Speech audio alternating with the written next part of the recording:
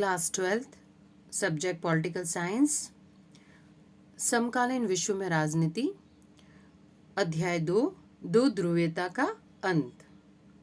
आज से हम ये चैप्टर स्टार्ट कर रहे हैं।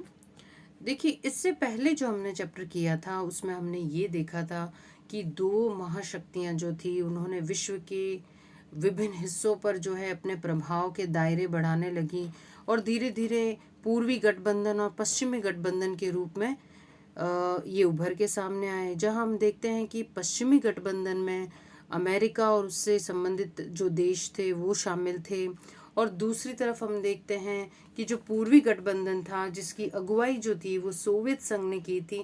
तो इस तरीके से दो महत्वपूर्ण हिस्सों के अंतर्गत जो है यूरोप को दो महत्वपूर्ण भागों में दोनों महाशक्तियों ने अपने अपने हिसाब से बांट दिया था। और हमने ये देखा कि शीत युद्ध के अंतर्गत उन्होंने परमाणु हथियारों के बहुत से जो जखीरे थे वो एकत्रित कर दिए थे, क्योंकि उन्हें लगता था कि कोई भी देश जो है वो एक दूसरों के खिलाफ कभी भी जा सकता है और एक दूसरों के मन में जो है वो प्रतिस्पर्धा थी, प्रतिद्वंद्विता थी। इस वजह से दोनों ने ही अपने परमाणु जखीरे को बढ़ाया, लेकिन भारत जैसे जो गुट निरपेक्ष आंदोलन करने वाले राष्ट्र देश थे उन्होंने मध्यस्थता की और शीत युद्ध को रोकने का पूरा प्रयास किया था।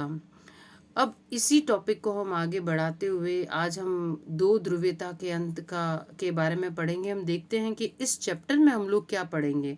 देखिए, इस चैप्टर में जो इम्पोर्टेंट चीज़ें हैं वो इस तरीके से, देखिए, शीत युद्ध के सबसे सरगर्म दौर में बर्लिन दीवार खड़ी की गई थी।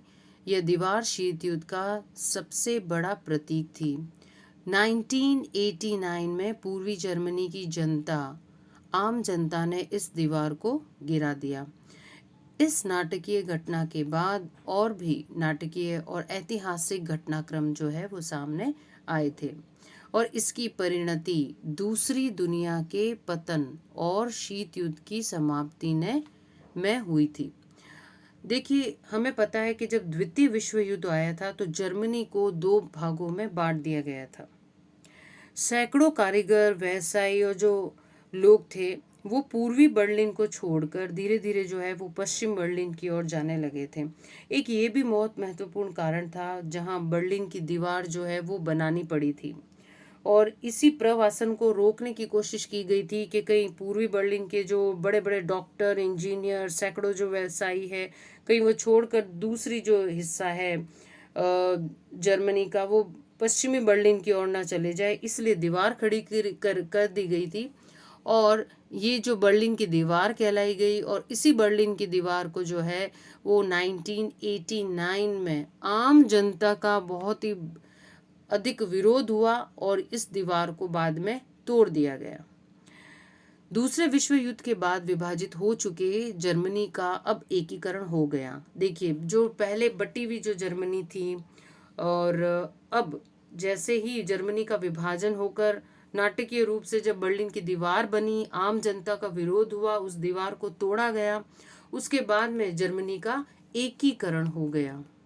और उस समय जो सोवियत संघ के खेमों में शामिल पूर्वी यूरोप के जो 8 देशों ने एक एक करके जनता के प्रदर्शनों को देखकर अपने जो साम्यवादी शासन है उसको बदल डाला।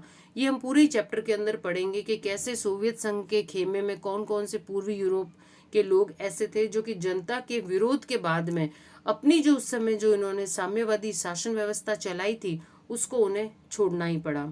और हम इसमें इस चैप्टर में ये भी पढ़ेंगे कि शीत युद्ध के अंत के समय में सोवियत संघ को यह सब चुपचाप क्यों देखना पड़ा। हम ये देखेंगे क्या ऐसी कोई सैन्य मजबूरी थी, बल्कि मेन क्या कारण था कि आम जनता की जो सामूहिक कार्यवाही थी उससे सोवियत संघ जो है वो दब गया था, और उसे जो अपनी साम्यवादी व्यवस्था है उसको उसे आखिर बदलना ही पड़ा। अंत में हम चैप्टर के ये भी देखेंगे कि स्वयं सोवियत संघ का विघटन कैसे हो गया। ये बड़ा इंपॉर्टेंट चीज है कि सोवियत संघ कैसे विघटित हो गया, और इस अध्याय में हम दूसरी दुनिया के विघटन के आशय, उसका क्या कारण है और परिणामों के बारे में भी चर्चा करेंगे।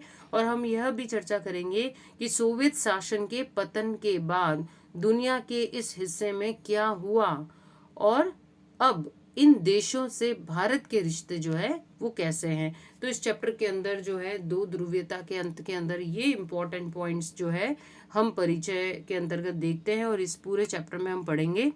थोड़ा हम ये भी देख लेते हैं बर्लिन की दीवार के बारे में।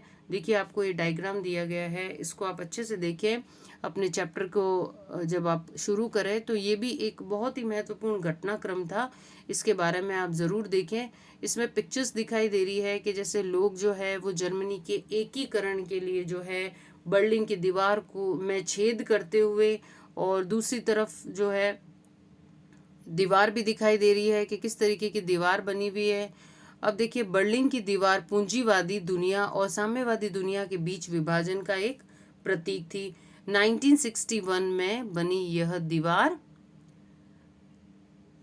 पश्चिमी बर्लिन को पूर्वी बर्लिन से अलग करती थी। तो ये इंपॉर्टेंट चीज़ है, क्योंकि अभी हमने डिस्कस किया कि पूर्वी बर्लिन से बहुत से जो सैकड़ों कारीगर थे, व्यवसायी थे, वो निकलकर उन्हें छोड़कर सीधे पश्चिम बर्लिन की ओर जा रहे थे। तो बर्लिन के दो हिस्से हो गए, और उस दीवार जो है 150 किलोमीटर से भी ज़्यादा लंबी यह दीवार 28 ईयर्स से खड़ी रही थी, और आखिरकार जनता का जो विरोध शुरू हुआ तो 9 नवंबर 1989 में उसको तोड़ दिया गया, और यह दोनों जर्मनी के एकीकरण और साम्यवादी खेमे की समाप्ति की शुरुआत हुई।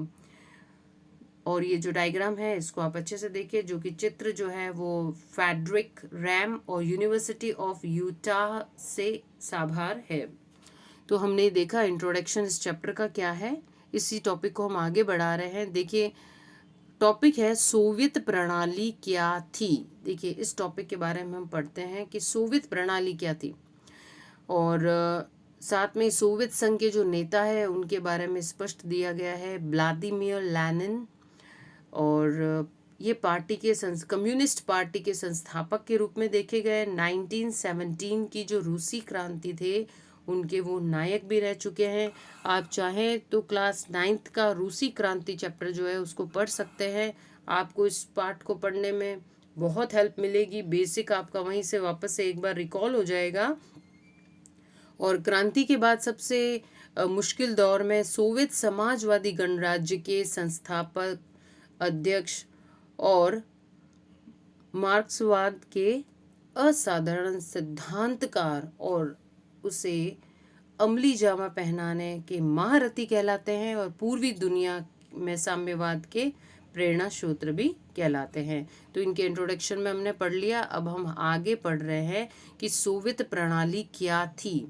देखिए सोवियत प्रणाली की जहाँ हम बात कर रहे हैं तो हमने ये देखा कि दो खेमों में महाशक्तियाँ बढ़ गई। पश्चिमी यूरोप में, पूर्वी यूरोप में अमेरिका ने एक हिस्सा ले लिया, गठबंधन बना लिया।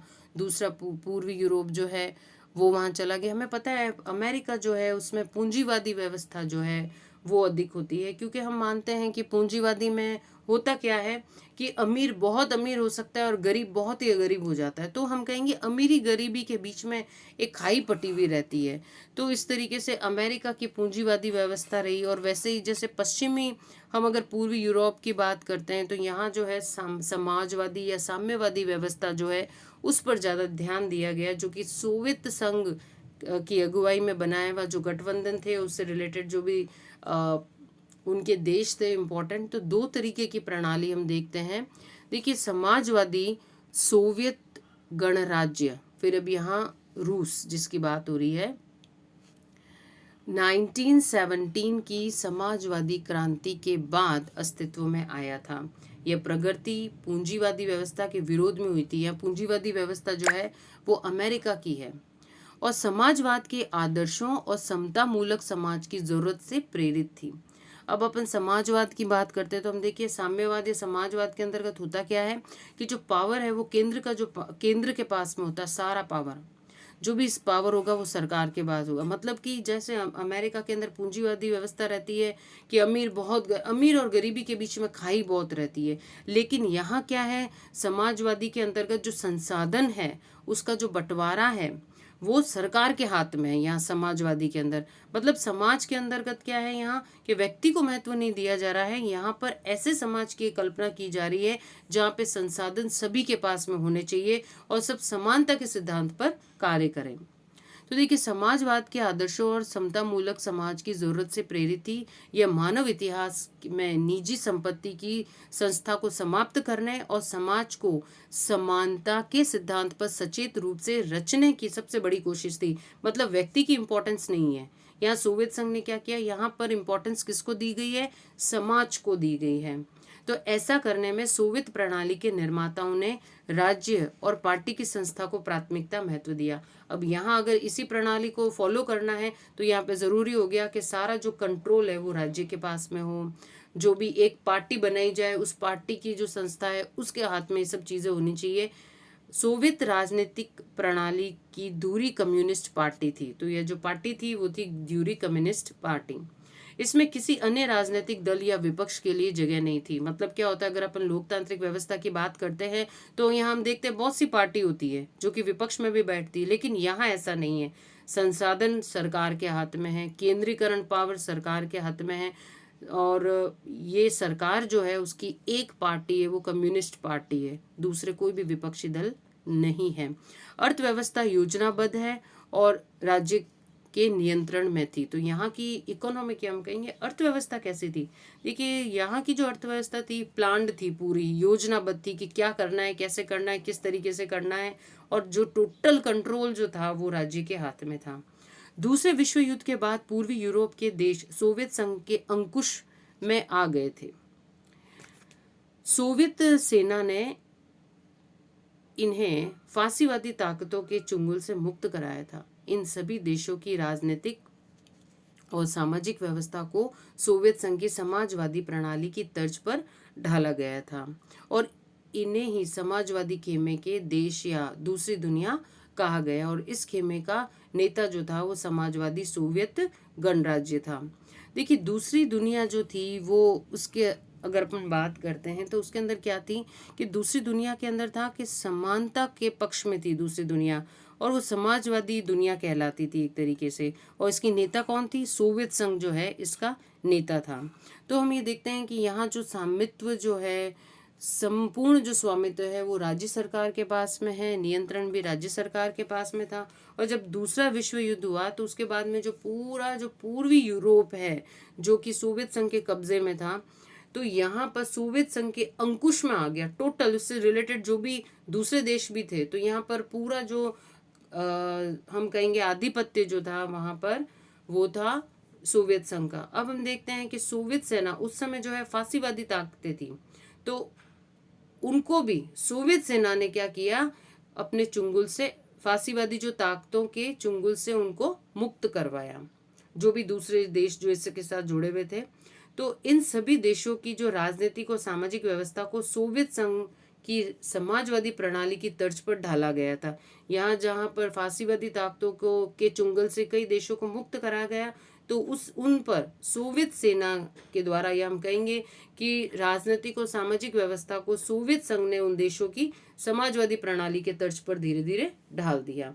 अब ये जो सारे देश थे वो सभी देश जो मिलकर समाजवादी खेमे की तरफ आ गए, और यही जो है वो दूसरी दुनिया कहलाए, जो कि फॉलो किसको करते हैं, समाजवादी प्रणाली को करते हैं, जहां पर समानता के सिद्धांत को देखा जाता है। कोई अमीर नहीं, कोई गरीब नहीं, सब बराबर। ये समाजवादी सोवियत गणराज्य इस तरीके का था।